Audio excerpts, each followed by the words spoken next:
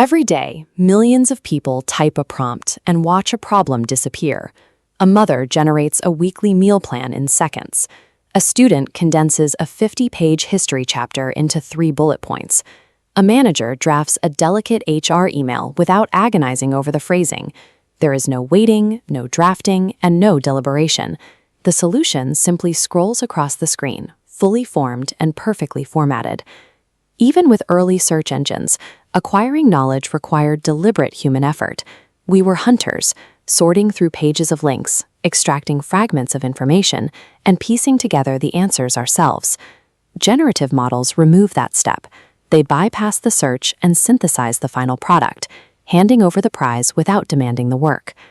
On the surface, this feels like an incredible leap in personal productivity. But this effortless output masks the moment our brains stop doing the active work of synthesizing information. Our brains rely on cognitive shortcuts to evaluate information, and one of the most powerful is the fluency heuristic. We are biologically wired to equate smooth, confident delivery with accuracy. Because large language models produce text with flawless grammar and an authoritative tone, our minds automatically label the output as absolute fact, even though it is generated by vast arrays of silicon calculating statistical probabilities, not a human reasoning through a problem.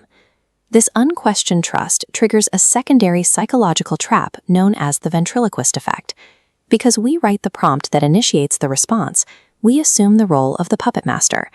Our ego subtly rewires itself to claim credit for the machine's eloquence, blurring the line between its capabilities and our own. We walk away feeling faster and more capable. Yet, by quietly outsourcing our intellectual agency to an algorithm, we are laying the groundwork for a steady, unnoticed decline in our own cognitive skills. We have seen this specific type of cognitive offloading before. When turn-by-turn GPS navigation arrived on our phones, it eliminated the friction of getting lost. Before that technology existed, navigating a new city required active mental effort. We had to build spatial relationships, memorize physical landmarks, and construct internal mental maps. By delegating that task to a screen, those internal spatial networks physically weakened. Now, if a phone battery dies in an unfamiliar neighborhood, many of us are completely disoriented. Generative AI applies that exact same dynamic to critical thinking and problem solving. We are offloading the navigation of logic itself. By removing the need for internal effort, we accept a silent trade. We get the answer, but we lose the specific skills required to reach it. The human brain operates remarkably like a muscle. It requires active, continuous resistance to grow stronger and maintain its capabilities. Psychologists call this desirable difficulty.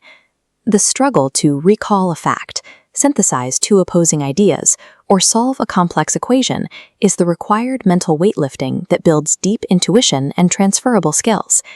Using an algorithm to erase that struggle is the biological equivalent of trying to build muscle in zero gravity. Without the resistance, the tissue inevitably wastes away. We can observe this effect in recent academic studies, monitoring students using AI to practice mathematics.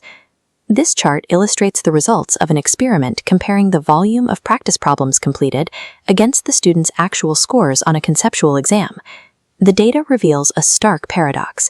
The students assisted by AI completed 48% more problems correctly during practice. However, when tested on their conceptual understanding, their scores dropped by 17% compared to those who worked without the technology. The data suggests a quiet fracture is forming.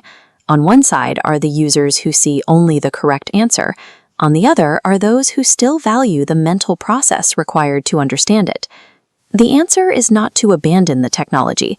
The goal is to achieve cognitive symbiosis, finding a way to harness the machine's power while safely preserving our own.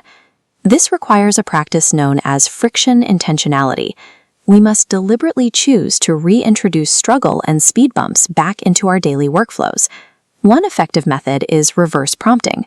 Instead of asking the model to explain a difficult concept, you explain the concept to the model and instruct it to grade your understanding and point out your blind spots. Another tactic is edge case exploration.